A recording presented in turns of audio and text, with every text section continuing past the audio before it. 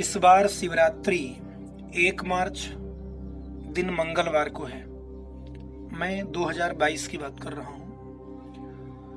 महाशिवरात्रि का पवित्र पावन पर्व 1 मार्च दिन मंगलवार को है।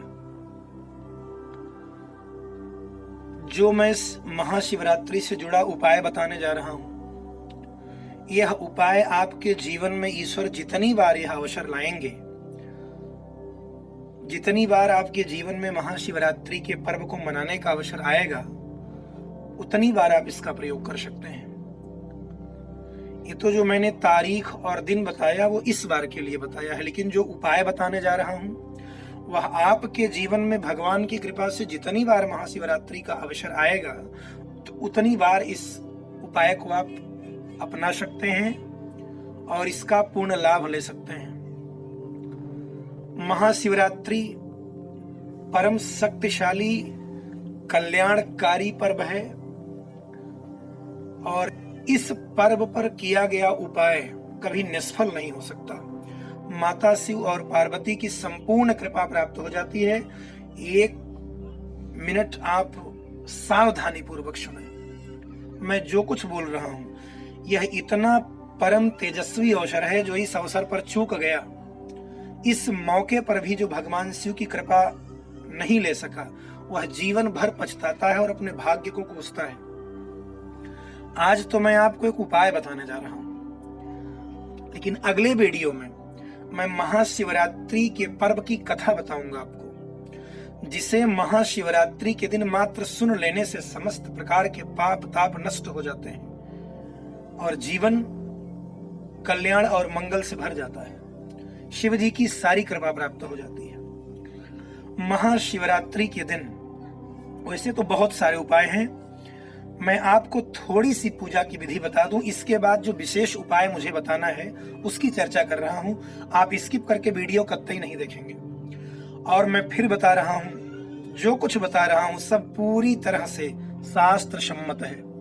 इस तरह से प्रमाणिक आपको और कहीं नहीं मिलने वाला। इसलिए अगर आप चैनल पर नए हैं तो तुरंत चैनल को सब्सक्राइब कर लीजिए और बेल वाले निशान को दबा लीजिए।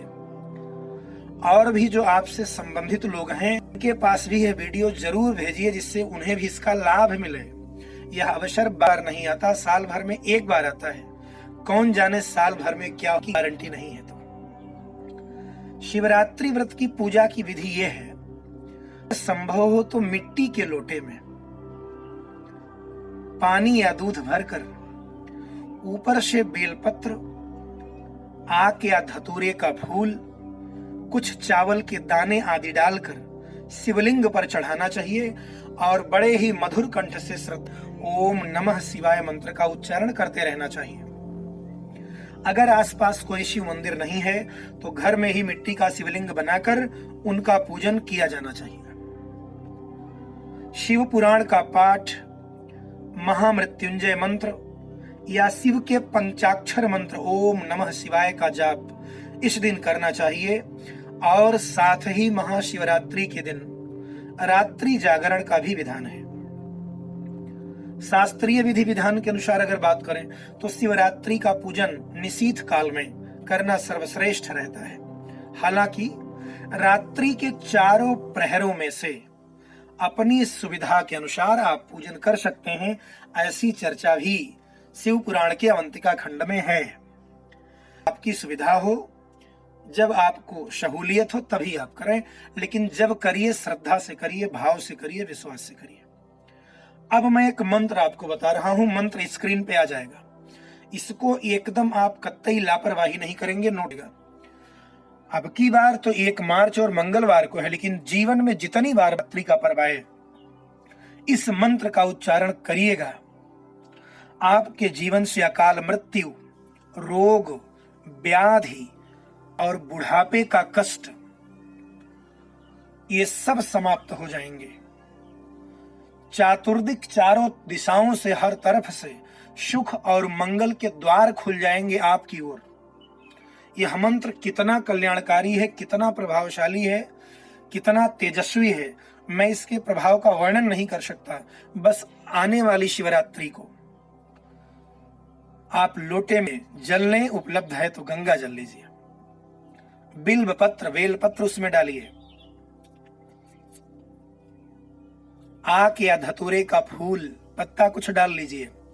कुछ दाने चावल डाल लीजिए धुलकर, और शिव जी पर वह जल अर्पण करते हुए मैं जो मंत्र वो बता रहा हूं, बोल रहा हूं, यहाँ संभव हो तो मात्र 5 बार बोल दीजिएगा और मत्था झुका करके प्रणाम कर लीजिएगा। इतना आपकी जिम्मेवारी है, इसके आगे सारी जिम्मेवारी भगवान शिव की हो जाएगी।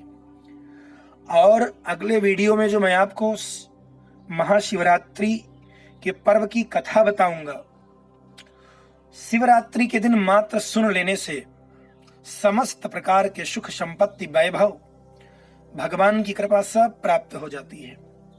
जरूर उसका लाभ लीजिएगा। अभी मैं मंत्र बता रहा हूं।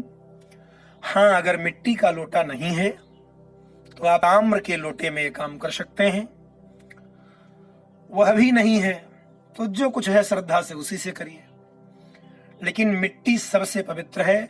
और हमें आपको शायद मालूम भी हो, जगन्नाथपुरी में भगवान को भोग लगाने के लिए या वहां जो भी भंडारे का आयोजन होता है वो सब मिट्टी के पात्र में ही होता है।